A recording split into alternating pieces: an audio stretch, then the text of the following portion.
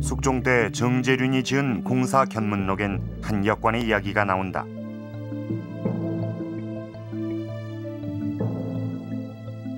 숙종 22년 한 일본의 역관이 부인의 장례를 치르면서 관에 오치를 냈다.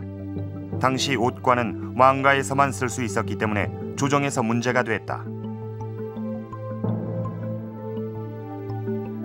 그러자 이를 무마하기 위해 조정 대신들에게 10만 금을 뿌렸다.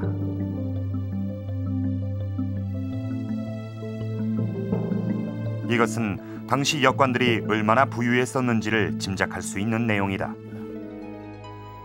그렇다면 이들은 어떻게 해서 이 같은 재산을 모을 수 있었을까? 그것을 알기 위해서는 당시 역관의 지위란 것이 어떠했는지부터 살펴야 한다. 이것은 조선 통신사 행렬도다.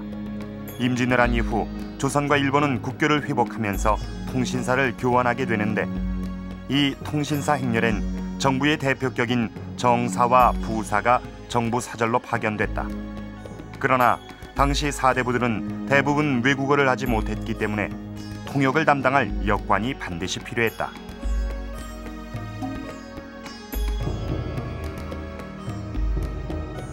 이런 사정으로 역관들은 사신행렬에 빠짐없이 선발됐고 외교상 이루어지는 거의 모든 부분에 관여하면서 중요한 역할을 했다.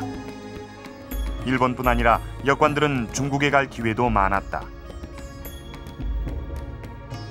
당시 중국과 조선은 1년에 서너 차례 사신단을 교환하고 있었기 때문이다. 연행도폭은 이처럼 중국으로 가는 사신단의 모습을 묘사한 그림이다.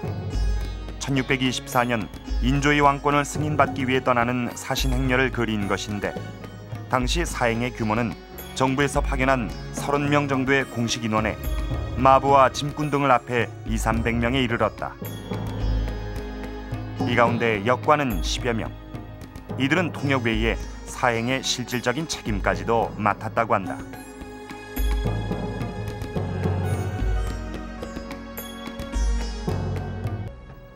당시 정부는 사신단에게 쌀, 포, 종이 등을 지급했다.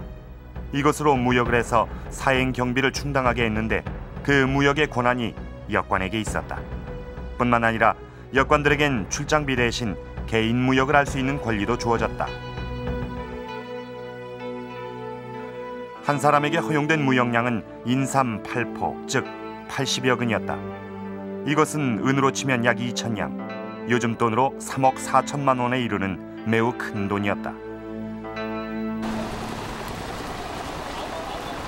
이렇게 많은 자금을 가지고 갔기 때문에 조선 사신단이 도착하는 곳곳에서 무역이 이루어졌다. 역관들은 우리나라에서 인삼이나 종이, 면포 등의 특산물을 가져가 팔고, 중국에서 비단류와 문방구류, 약재류, 가죽 제품들을 구입해왔다. 이렇게 들여온 물건들은 일부 국내 상인에게도 넘어갔지만 대부분은 일본과의 무역 창구인 외관으로 넘겨졌다. 당시 청나라는 일본과 모든 교류를 단절하고 있었기 때문에 일본은 청나라와 직교역을 하지 못하고 조선의 외관을 통해 중국 문물을 구할 수밖에 없었다. 이 같은 당시의 외교 상황 속에서 역관들은 중개무역을 통해 많은 이익을 얻었다. 중국에서 비단 등을 들여와 외관으로 넘기면 최소한 2~3배의 차익을 남길 수 있었던 것이다.